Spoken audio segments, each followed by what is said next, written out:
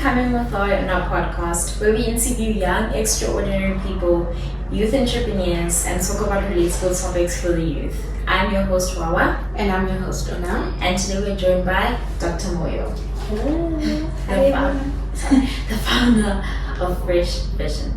Welcome, Dr. Moyo. Thank you so much, girls. Thank you for having me. Welcome.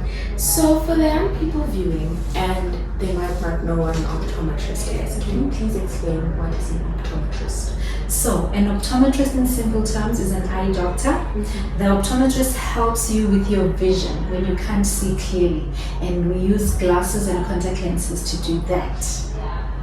Okay. What inspired you to become an optometrist? I've always wanted to be in health sciences. It was just a matter of narrowing the choices down. But when I found out that I could actually help somebody who couldn't see clearly do so, I was like, I'm in.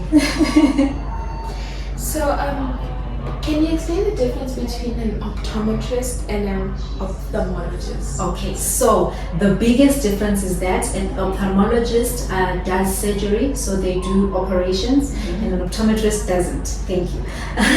So, for example, for eye diseases, for rectifying certain physiological things inside the eye, by physiological I mean in the actual eye, where they have to correct whatever structure like the muscles or anything, the ophthalmologist does that. But for vision, which is now when you would come to me, I would do help you with glasses, I would help you with contact lenses to help improve the vision. The simplest way I usually explain it is, if you can think of being thirsty and being hungry, they're similar but they're not the same. So it's vision and it's health of the eye. So the ophthalmologist is health of the eye, the optometrist is vision. So to be able to go to an ophthalmologist, yes, do you need to come to an optometrist first? Sometimes. So it depends on the course. So we do refer to each other. So somebody would come to me with soreness in their eyes, or maybe their vision is not that good. And when I look inside the eye, I realize, oh, there's an eye disease, a condition possible. I then refer to the ophthalmologist. And likewise, once the ophthalmologist is finished with the treatment and they still realize that the person needs glasses, they'll refer back to me. Okay.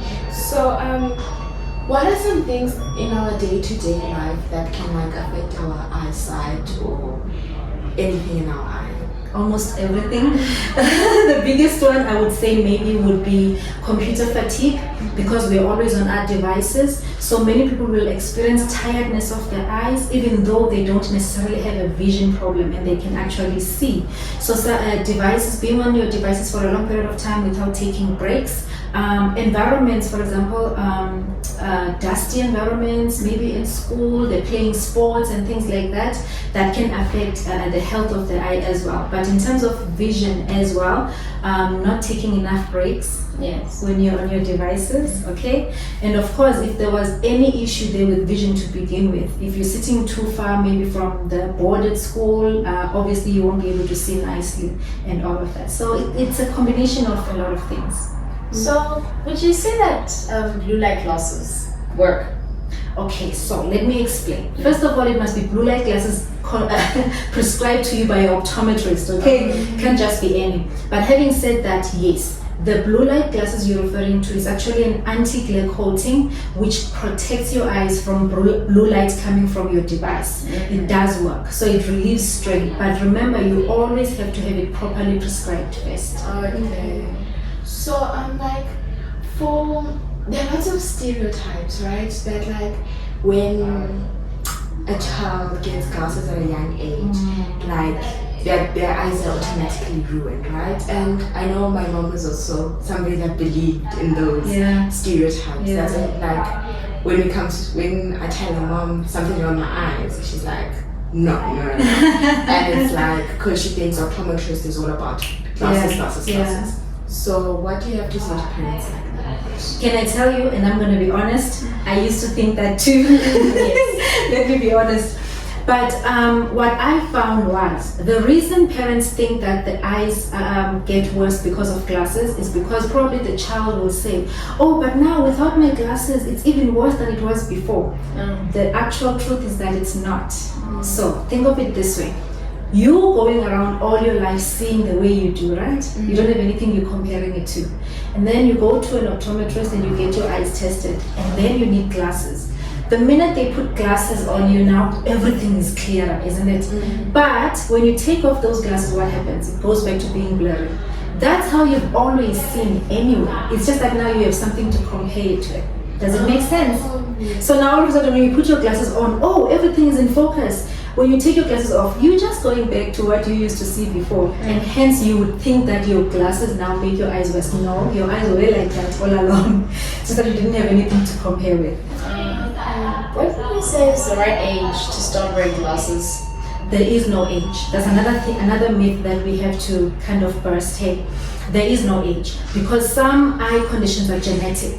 So for example, I had a baby, for example, from an ophthalmologist that I was speaking to, and the baby was 8 months, I think, needed glasses. Oh my goodness, it is so cute when you see her put on the glasses for the first time and she can actually see. You can actually test eyes from 3 months old. Okay, but the ophthalmologist would work very closely then with the optometrist, or it would be an optometrist who specializes in children's vision, which we call pediatrics. Okay, so there is no age. It just depends on what the eyes need.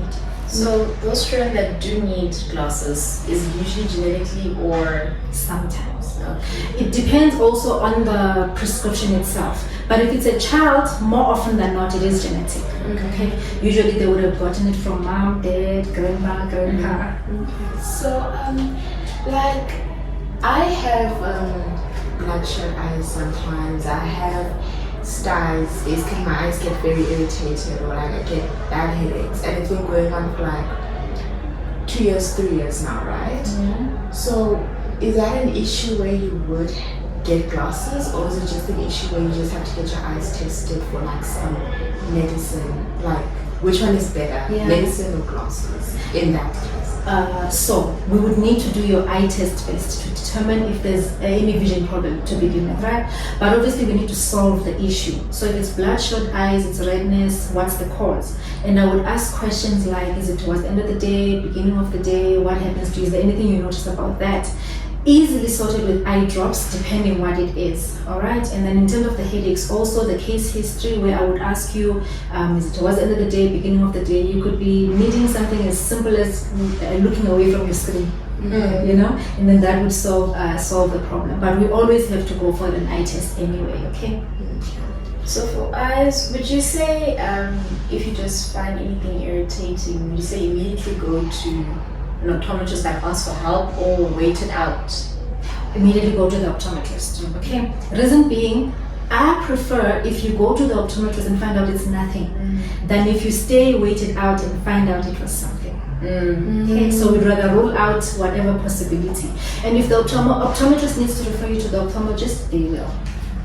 Should people have their eyes checked often, or is it not necessary? Often. So by that I mean every year is good, but usually if a person then gets glasses, every 2 years will be sufficient. Okay. Yeah. Okay, so as a child or a youth person, what can you expect from an eye test, or like what should we do to prepare for an eye test? Okay. First things first, it's not painful, I promise. Okay, there's no pain involved. But what you can expect is, I would want responses from you as well. Okay, so depending on the age as well, all right? So if the child is it's a school-going age, for example, you're just reading out letters, you just want to be honest and say when you can't see something, you can't, and then just have your responses be as honest as possible. That's when you would get the most out of the exam. But it's not really painful at all. What's the difference between glasses and contact lenses? They do the same thing. The function is the same. Okay, in terms of they are getting both of them get your prescription and help you see clearly. The difference, obviously, the biggest one is that the glasses are on your face, whereas the contacts are in your eye. All right, they're very comfortable. I promise. You don't even feel it. So they're different in terms of where you put them on your face, but otherwise, you see clearly with both. So someone who does wear glasses can wear contact lenses? Yes. Okay. So are they? So there are some times where people are scared to come for like eye tests or Yes. things because they're like, I don't want glasses, I don't want 1-2-1-2. So what can you say to them? Like, yeah. My one liner with people who say that they don't want glasses is usually, well, your eyes don't care. Yeah. You know, so it's not up to you whether you like the glasses or not. But again, I'm gonna be honest, I used to be one of those people, all right? No shade in my game, but I'm gonna be honest, the one thing that made me not sort of mind wearing glasses, I chose a frame that I liked. You see, so if you choose a frame that you like, once you've established that you need glasses, choose a frame that you like, you don't mind, you feel like you in it. And I mean, now the styles are like vast. So I would say rather do that, because remember now, if you don't wear your glasses when you need them, you're actually making your eyes worse. So with blue light glasses, right? So you say we need them to be prescriptive, right? Yes. What if you're going from somebody at the pharmacy telling you you need blue light glasses, but you didn't go to an optometrist. You instead went to like just a normal shop and bought blue light glasses from there, and your eyes just keep on getting progressively worse. Would you recommend we now switch to an prescriptive blue light glasses, or should we just like leave it? And It should always be prescribed, okay? Or at least you must rule out a prescription if you don't have any. All right, but the important thing is to do what is right for your eyes. And also the thing to remember about over-the-counter glasses, they don't solve the issue for each eye, because people's eyes are usually different. So your two eyes are not usually the same, more often than not. So the over-the-counter glasses will have the same thing in both eyes, while your eyes might need two separate lenses. Okay, so that's why I'm always insisting that please get a consultation with an optometrist first. How can people who wear contact lenses or glasses keep their eyes healthy over the long term? So with contact lenses, hygiene. Don't even have to do anything that's out of this world. Just always wash your hands properly before you touch your eyes, before you touch your lenses.